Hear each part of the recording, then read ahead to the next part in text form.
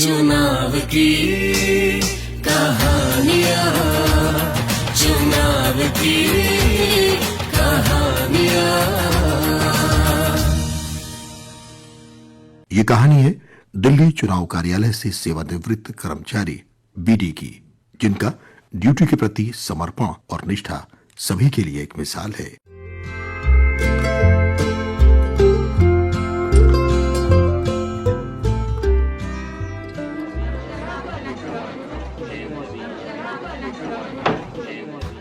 अरे, बड़ा मुस्कुरा रहे हो?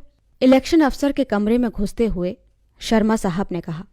अफसर साहब कुछ मुस्कुराए और बोले, कुछ नहीं।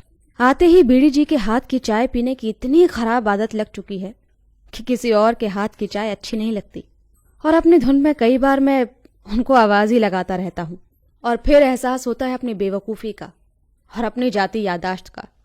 बीडी साहब तो रिटायर होकर घर पर आराम कर रहे होंगे, पर कई बार ये भी विचार आता है कि उनके जैसा व्यक्ति क्या आराम कर सकता है? वो रोज यहाँ सुबह सबके आने से पहले पहुंच जाते। मजाल है 30 सालों में कभी लेट हुए हों। कार्यालय की हर चीज जो चमक रही है वो बीडी की चमकाई हुई है। हर चीज को सलीके से अपने ठिकाने पर रखना बीडी के स्वभाव का हिस्सा था। इस कार्यालय के सख्त पहरेदार थे बीडी, जो इस देश के प्रजातंत्र की नींव है, चुनाव का हक, उसे सुव्यवस्थित तरीके से कराने के लिए दिन रात एक करते थे बीडी। दिन को और काम को सुव्यवस्थित रखते थे। अगर वो दिन रात एक करते हैं तो हमारे बीडी भी उनके साथ आकाश में सूरज से चांद आने तक का सफर तय करते।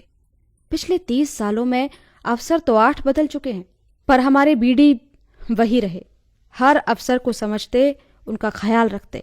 मंजर तो तब देखने लायक होता था जब चुनाव के दौरान ऐसा लगता कि बीडी के पैरों में पहिए लग गए हैं। 5 से 7 किलोमीटर तो दफ्तर में इधर से उधर चलकर ही हो जाते थे उनके। नींद और थकान तो बीडी के पास फटकती भी नहीं थी। 14 से 15 घंटे तो वो बिना रुके काम करते थे, और इन्हीं के काम से औरों का काम चलता था, क्योंकि काम करने के लिए ईंधन तो यही देते थे, कभी चाय के रूप में तो कभी कॉफी के रूप में, तो कभी कभार तो वो घर के बड़े की तरह सबका ख्याल रखते। छुपे हुए नायक हैं हमारे बीडी, हर चुनाव की गाड़ी दौड़ाने वाले और छुप कर रहने वाले बीडी। शर्मा जी मन मन मुस्कुराते हुए सर हिलाकर हामी भरते रहे। चुनाव की मशीनरी के बीडी एक अभिन्न अंग हैं। हम सब भी लोकतंत्र की पूरी मशीनरी का एक अंग हैं। क्या हमें इसमें भाग नहीं लेना चाहिए?